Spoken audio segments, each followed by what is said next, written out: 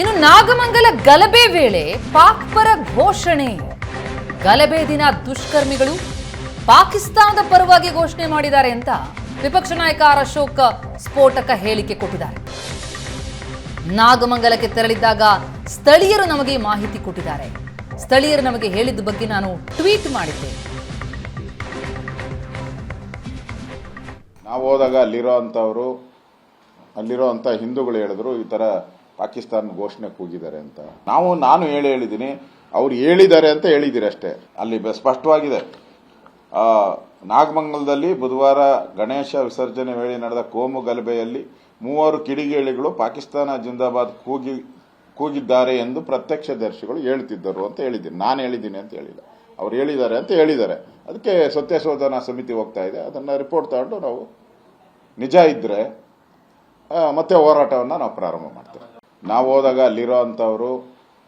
ಅಲ್ಲಿರೋಂಥ ಹಿಂದೂಗಳು ಹೇಳಿದ್ರು ಈ ತರ ಪಾಕಿಸ್ತಾನ ಘೋಷಣೆ ಕೂಗಿದ್ದಾರೆ ಅಂತ. ನಾನು ಹೇಳಿದ್ದೀನಿ, ಅವ್ರು ಹೇಳಿದ್ದಾರೆ ಅಂತ ಹೇಳಿದಿರಿ ಅಷ್ಟೇ. ಅಲ್ಲಿ ಸ್ಪಷ್ಟವಾಗಿದೆ. ನಾಗಮಂಗಲದಲ್ಲಿ ಬುಧವಾರ ಗಣೇಶ ವಿಸರ್ಜನೆ ವೇಳೆ ನಡೆದ ಕೋಮು ಗಲಭೆಯಲ್ಲಿ 3 ಕಿಡಿಗೇಡಿಗಳು ಪಾಕಿಸ್ತಾನ ಜಿಂದಾಬಾದ್ ಕೂಗಿದ್ದಾರೆ ಎಂದು. ಇನ್ನು ಈ ಘಟನೆಗಳಿಗೆ ಕಾಂಗ್ರೆಸ್ ಕಾರಣ, 25 ಹಿಂದೂ ಕಾರ್ಯಕರ್ತರ ಮೇಲೆ ಕೇಸ್ ಹಾಕಿದ್ದಾರೆ ಅಂತ ಸರ್ಕಾರದ ವಿರುದ್ಧವೂ ಕೂಡ ಆರ್ ಅಶೋಕ್ ವಾಗ್ದಾಳಿ ನಡೆಸಿದ್ದಾರೆ. ಕೋಮು ಗಲಭೆ ಪ್ರಕರಣಗಳನ್ನು ಎನ್ಐಎಗೆ ವಹಿಸಬೇಕು, ಗಲಭೆ ಹಿಂದಿನ ಷಡ್ಯಂತ್ರ ಏನು ಅಂತ ಪತ್ತೆ ಹಚ್ಚಬೇಕು ಅಂತ ವಿಪಕ್ಷ ನಾಯಕ ಆರ್ ಅಶೋಕ್ ಸರ್ಕಾರವನ್ನು ಆಗ್ರಹಿಸಿದ್ದಾರೆ. ಎನ್ಐಎಗೆ ವಹಿಸಿ ಈಗ ಕೋಮು ಗಲಭೆ ಪ್ರಕರಣಗಳನ್ನ ಅಂತ ಆಗ್ರಹಿಸಿದ್ದಾರೆ ಆರ್ ಅಶೋಕ್. ನಾಗಮಂಗಲದಲ್ಲಿ ಗಣೇಶ ಉತ್ಸವದ ಸಂದರ್ಭದಲ್ಲಿ ಕೋಮು ಗಲಭೆ ಪ್ರಾರಂಭ ಆಗಿ ಹಿಂದೂಗಳ ಮೇಲೆ ಹಲ್ಲೆ ಮಾಡಿರ್ತಕ್ಕಂಥದ್ದು, ಬಾಂಬ್ಗಳು, ಪೆಟ್ರೋಲ್ ಬಾಂಬನ್ನು, ಲಾಂಗು, ಮಚ್ಚುಗಳನ್ನು ಉಪಯೋಗ ಮಾಡಿರ್ತಕ್ಕಂಥದ್ದು ಜಗಜ್ಜಾಹೀರಾತಾಗಿದೆ.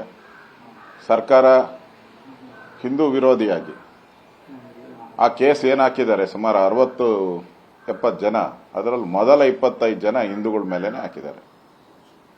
ಅಂದರೆ ಓಲೈಕೆ ರಾಜಕಾರಣ ಸ್ಪಷ್ಟವಾಗಿ ಕಾಣ್ತಾ ಇದೆ. ಇದು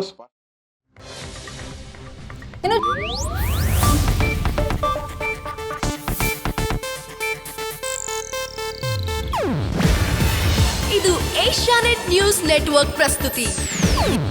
ನೀವು ನೋಡ್ತಿದ್ದೀರಾ ಏಷ್ಯಾನೆಟ್ ಸುವರ್ಣ ನ್ಯೂಸ್.